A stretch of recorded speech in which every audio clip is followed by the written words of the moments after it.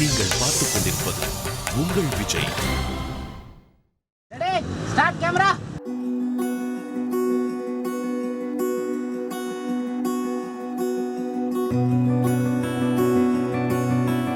Action. காவிய காதல்ரா தமிழ்.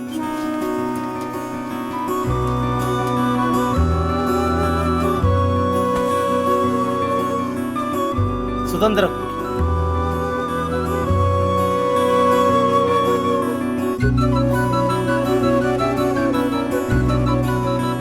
பாட்டிய combination.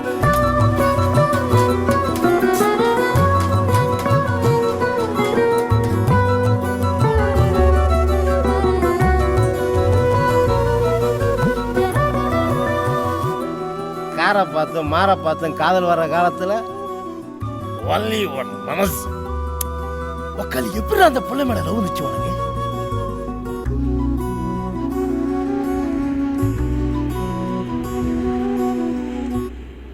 நான் ராஜு முருகன். ஆனந்தவடன் பத்திரிகையில் 7 வருஷம் ஜேர்னலிஸ்ட்டாக ஒர்க் பண்ணியிருக்கேன். வட்டியும் முதலுங்கிற 87 வார தொடரை விகடனில் எழுதியிருக்கேன். லிங்குசாமி சார்ட்ட பீமா பையான்னு 2 படங்கள் வேலை பார்த்துருக்கேன். குக்கு என்னுடைய முதல் படம்.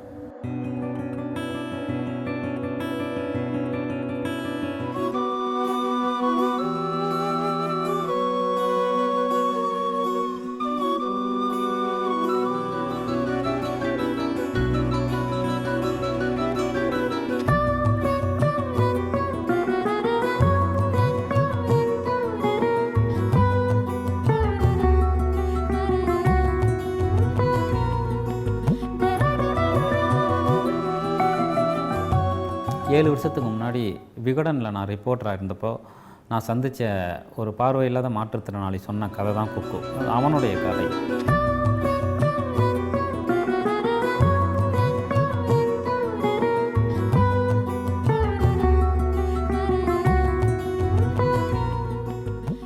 பொதுவாக இங்கே லவ்னா என்ன, அழகு, நிறம், பணம் அப்படின்னு, அதிகாரம், அப்படி இப்படின்னு நம்ம ஒரு மெட்டீரியலிஸ்டிக் வேர்ல்டில் நம்ம முன்வைக்கக்கூடிய அபத்தங்கள் எதுவுமே இல்லாமல், கலர் தெரியாது, முகம் தெரியாது, இப்படி வரக்கூடிய ஒரு அன்பு எப்படி இருக்கும் அப்படின்னு அந்த ஒரு விஷயம் ஏற்படுத்தின ஒரு க்யூரியாசிட்டி, அது ஏற்படுத்தின ஒரு பாதிப்பு, அது ஒரு 7 வருஷமாக இருந்துகிட்டே இருந்துச்சு.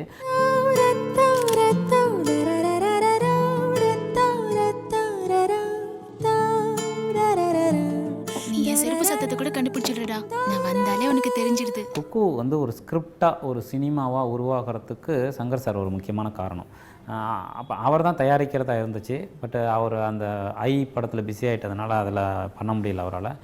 அவர் தான் இதுக்கான ஒரு வாசலை திறந்து விட்டது. அப்புறம் ஃபாக்ஸ் ஸ்டார் ஸ்டுடியோஸும் தி நெக்ஸ்ட் பிக் ஃபிலிமும் சரியான ஒரு நேரத்தில் இந்த கதையை வந்து பண்ணலாம் அப்படின்னு சொல்லிட்டு சரியான ஒரு வாய்ப்பை கொடுத்தாங்க. அவங்களுக்கு தான் முதல் நன்றி சொல்லணும்.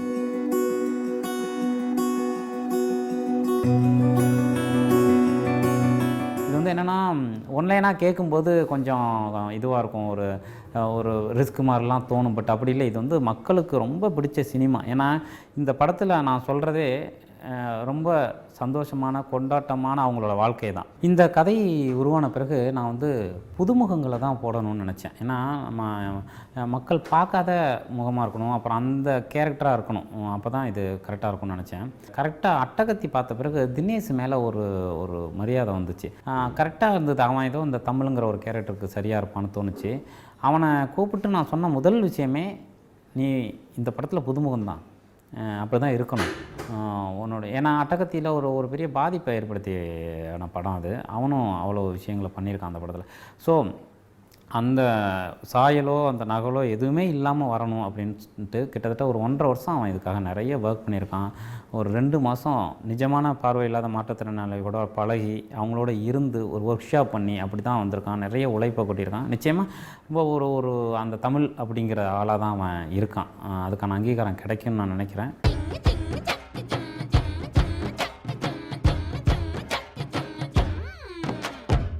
ஏண்டா மாப்பிள்ள எதுக்கு எங்குற, ஏறுடா நீ டாப்புல, தோடா சுத்துற, பூமி மேல நிக்கிற, பொந்து போடா சின்ன காப்புல, சன்னு போனா நைட்டு தானடா அந்த மூணு வந்தா லைட்டு எதுக்குடா அழுது நின்னா நீ வேஸ்டுடா வந்து போகும் வாழ்க்கை ஒரு டைம் பாஸ்டா தோட்டா சுத்துற பூமி மேல நிக்கிற பொந்து போட்டா சின்ன காப்புல சன்னு போனா நைட்டு தானடா அந்த மூணு வந்தா லைட்டு எதுக்குடா அழுது நின்னா நீ வேஸ்டுடா வந்து போகும் வாழ்க்கை ஒரு டைம் பாஸ்டா ஏண்டா மாப்பிள்ள எதுக்கு எங்குற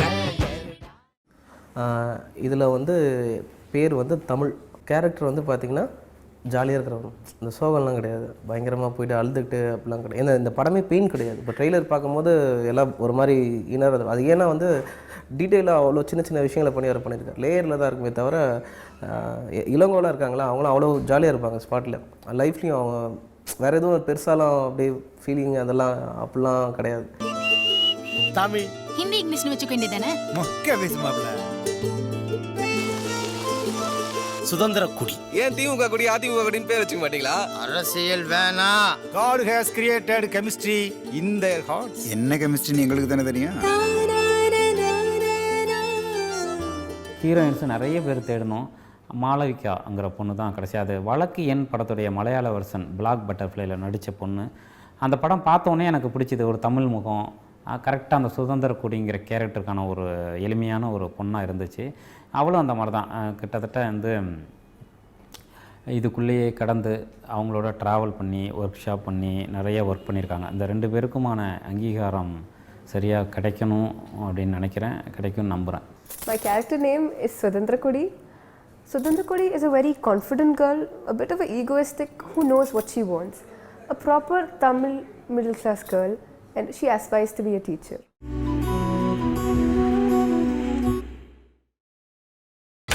நீங்கள் பார்த்துக் கொண்டிருப்பது உங்கள் விஜய். மாளவிகா வந்து ஆக்சுவலாக நான் அவங்ககிட்ட நிறைய ஆட்டிடியூடை எடுத்துக்கிட்டேன். திடீர்னு ராஜமுருகன் சார் வந்து பெக்யூலராக ரியாக்ஷன் வேணும் கோவப்படலாம் சொல்லுவாங்க.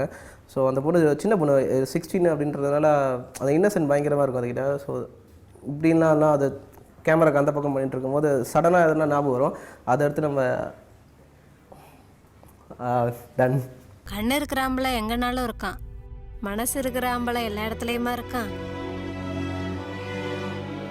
ஒவ்வொருத்தையும் சாமி பொம்பளைங்களை திட்டுறதே ஒரு பேஷனா வச்சுட்டு அலையறீங்களாடா. நீ எப்படி இருக்கணும் ஒரு வாட்டி பாத்துக்கவா. அசிங்கமா இருந்தா விட்டுருவியா? எவனா உசுர விட்டுருவானா?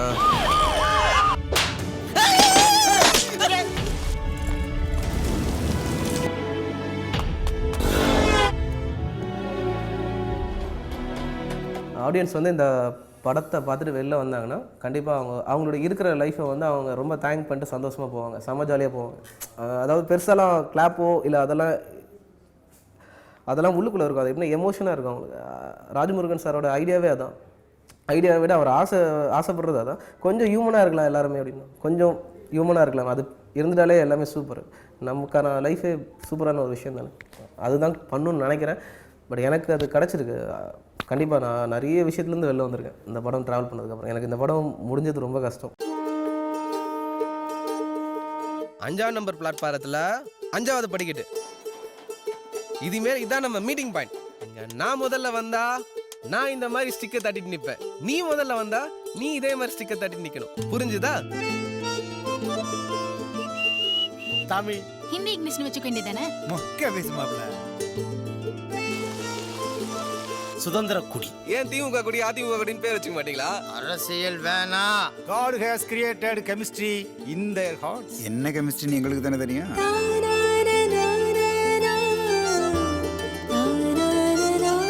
வீடு எப்படி அந்த புள்ள மேல லவ் வந்துச்சு உனக்கு? ஒரு வயசுக்கு வந்த ஆம்பளைய ஒரு பொம்பளை அடிக்கிறதா ரொம்ப தப்பு. கிறுக்குத்தனமான சாகசங்கள் தான் பொண்ணுங்களுக்கு ரொம்ப பிடிக்கும். நாங்கெல்லாம் பைப் ஏறி வருவோம்டி பார்க்க. லூசு.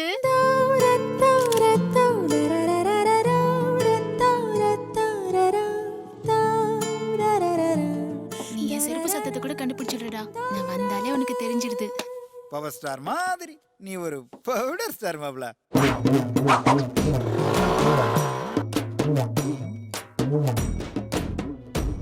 கண்ணு இருக்கிற ஆம்பளை எங்கனாலும் இருக்கான், மனசு இருக்கிற ஆம்பளை எல்லா இடத்துலயுமா இருக்கான். ஒவ்வொருத்தையும் சாமி பொம்பளைங்களை திட்டுறதே ஒரு பேஷனா வச்சுட்டு அலையறீங்களாடா. நீ எப்படி இருக்குன்னு ஒரு வாட்டி பாத்துக்கவா. அசிங்கமா இருந்தா விட்டுருவியா? எவனா உசுர விட்டுருவானா?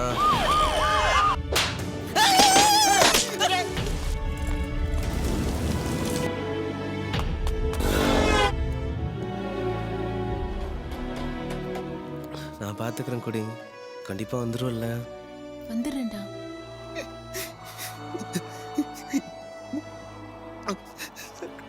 கொடி வெயிட் பண்ணுது சார்.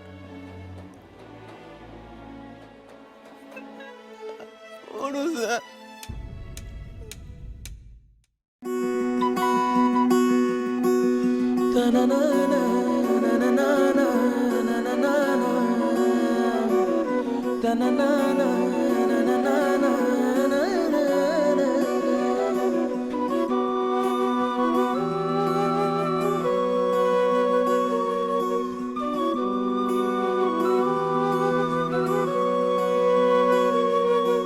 பெரிய சப்போர்ட்டு, பெரிய இது நிறைய எல்லா இடத்துலேருந்துமே வந்துச்சு. எனக்கே ரொம்ப ஹாப்பியாக இருந்துச்சு.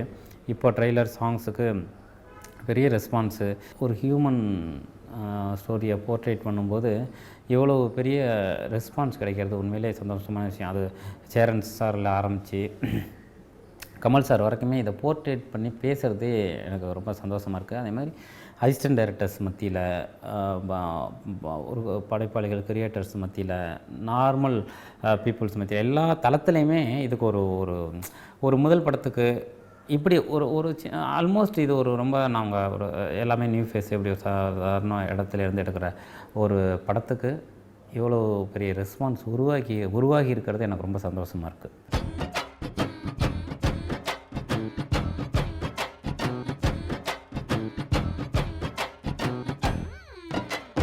நமக்கு பார்வையில்லாத மாற்றுத்திறனாளிகள்ன உடனே நம்ம மனசில் வர்ற பரிதாபம், சிம்பத்தி எதுவுமே கிடையாது. ஆக்சுவலாக அவங்களுடைய வேர்ல்டு ரொம்ப நம்பிக்கையாக, ரொம்ப கலர்ஃபுல்லான, ரொம்ப சந்தோஷமான விஷயங்களோட இருக்குது. அதுதான் உண்மை. பட் நம்மளுடைய பொது புத்திலேருந்து நம்மளாக ஒரு விஷயத்தை கற்பனை பண்ணிக்கிறோம்.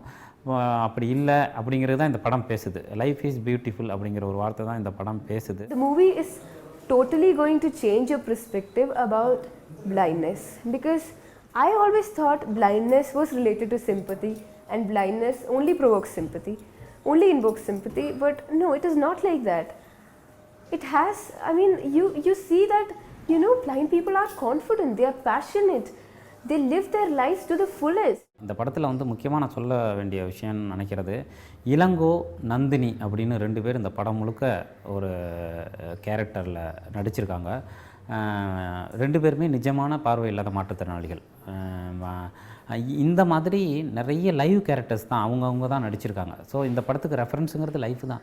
அவங்களுக்கும் ஹீரோ ஹீரோயினுக்கும் அதுதான். அவங்க வந்து நிஜமான ஆட்களோட பழகி அவங்கள தான் ரெஃபரன்ஸாக கொடுத்தேன், இவங்க மாதிரி இருக்கணும்னு சொல்லிட்டு அவங்களோட பழகி தான் அவங்க பண்ணியிருக்காங்க. அப்புறம் இதில் நடித்தவங்க எல்லாருமே அந்த மாதிரியான ஆட்கள். ஆடுகளம் முருகதாஸ் ஒரு கேரக்டர் நடிச்சிருக்காரு. அவர் மட்டும்தான் நமக்கு தெரிஞ்ச முகம். மற்ற எல்லாருமே புதிய சினிமா தெரியாத நபர்கள். அதுதான் இந்த படத்தில் ஒரு ஒர்க்குன்னு நினைக்கிறேன்.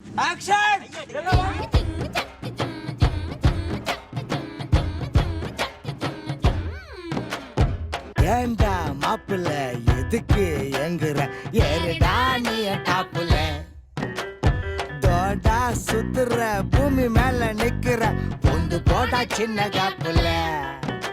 பிகே வர்மா வந்து இந்த படத்துக்கு நிச்சயமாக ஒரு முக்கியமான பில்லர். ஏன்னா இந்த படத்தை வந்து டக்குன்னு வந்து இந்த படம் என்னென்னா நம்ம ரொம்ப எளிய மனிதர்களோட படத்தை பண்ணுறோம்னாலே இங்கே நம்ம நிறைய பேரோட மைண்டுக்குள்ள என்னென்னா டக்குன்னு அது வந்து ஒரு டார்க் ஃபிலிம் அப்படிங்கிற ஒரு மோடுக்கு அவங்களா நம்ம நினச்சிடுறோம். அப்படி இல்லை, இதை வந்து நம்ம அவங்களோட வேர்ல்டை ஈஸ்தட்டிக்காக காட்டணும். ஆனால் ஈஸ்தட்டிக்குங்கிறது ஃபேண்டசிக்குள்ளே போயிடக்கூடாது. கரெக்டாக அது ஈஸ்தட்டிக்னா நேச்சரோட ஈஸ்தட்டிக்கோடு இருக்கணும். ஸோ அதுக்கு அந்த லைவும் ஈஸ்தட்டிக்கும் சேர்ற ஒரு சரியான ஒரு இடத்த வந்து கரெக்டாக பிடிச்சிருக்காரு பிகே வர்மா. அது ரொம்ப முக்கியமான விஷயம். அப்புறம் என் கூடவே இருந்து ரொம்ப ஒரு மாதிரி நாங்கள் பயங்கர நட்போட, இந்த படம் ஃபுல்லாகவே அப்படி தான் ரொம்ப நட்போடு ஒர்க் பண்ணியிருக்கோம்.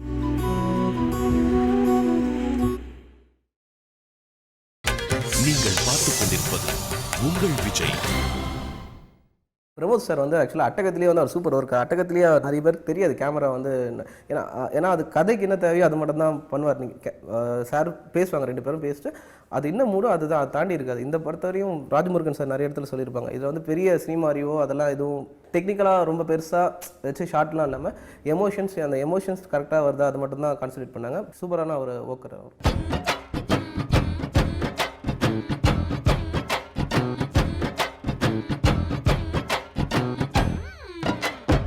சந்தோஷ் நாராயணன், அட்டகத்தி, பீஸா, சூதுகவும் எல்லாமே வேறு வேறு ஜேர்னர் ஃபிலிம்ஸு. அவரோட சவுண்ட்ஸ் ரொம்ப ஃப்ரெஷ்ஷான சவுண்ட்ஸ், இது எல்லாமே பிடிச்சிருந்தது. பட் இந்த படம் வந்து கொஞ்சம் எமோட்டிவாக ரொமான்டிக்காக ஒன்று கேரி பண்ணுற படம், அப்புறம் ஒரு மியூசிக்கல் ஃபிலிமு. இதுக்கு கரெக்டாக அமையணும். ஸோ அது எனக்கு அவருடைய அந்த நவீனமும் கரெக்டான அந்த மெலடியும் சேர்கிற ஒரு இடங்கள் ரொம்ப பிடிச்சிருந்தது. அதனால தான் அவரை வந்து இது மியூசிக்காக இது பண்ணோம். நிச்சயமாக அவருக்கு இது ஒரு அடுத்த கட்டமான ஒரு ஆல்பம். அவர் ஒரு முழுக்க ஒரு தமிழ் நிலம் சார்ந்த ஒரு உணர்ச்சிகளை கரெக்டாக பிரதிபலிக்கிற அந்த எமோஷனலை கொண்டு போய் சேர்க்குற சரியான ஒரு ஆல்பமாக இது அமைஞ்சிருக்கு. அது நிறையா ஒர்க் பண்ணார். இந்த படம் ஃபுல்லாக லைவ் சவுண்ட்ஸு, படம் ஃபுல்லாக லைவ் தான், மியூசிக்கல் எல்லாமே லைவ் தான் பயன்படுத்தியிருக்காரு. சந்தோஷ் சார் வந்து அட்டகத்திக்கு அப்புறம் குக்கு வந்து ராஜ்முருகன் சாரோட பிளெண்டர் இருக்குல்ல, அது வந்து எல்லாருக்குமே வந்து இது. சந்தோஷ் சாரை வந்து இன்னும் கொஞ்சம் அதிகமாகவே பார்த்துருப்பார். ராஜ்முருகன் சாருக்கும் அவருக்கு அந்த மேஜிக் இருக்குது. அது சாங்ஸ் நீங்கள் கேட்கும் போதே ஃபீல் ஆகும். எனக்கு ரொம்ப பிடிச்ச பாட்டு வந்து வைக்கம் விஜயலட்சுமி வந்து ஒரு சாங் பாடியிருப்பாங்க. அப்போ இங்கே ரிஹர்சல் போயிட்டு இருக்கும்போது இந்த மலையாள படத்தில் காற்றே வந்து காமிச்சாங்க. அதுவே பயங்கர வைப்ரேஷனாக இருந்துச்சு. அதை பார்த்தோன்னே சார் முடிவு பண்ணி அதை பண்ணிட்டார். Talking about songs, they are simply beautiful. My favorite song is Akashate, and it is not just that song. Every song, the lyrics, the way they've composed, the way they've sung it, it's just heavenly. You get into some other level when you hear the song Akashate. That's how I felt, and I'm so sure even you're gonna love the song. It has that transcendental feeling in it, and it is just so amazing the way they've sung it. Oh my god, I just love the songs.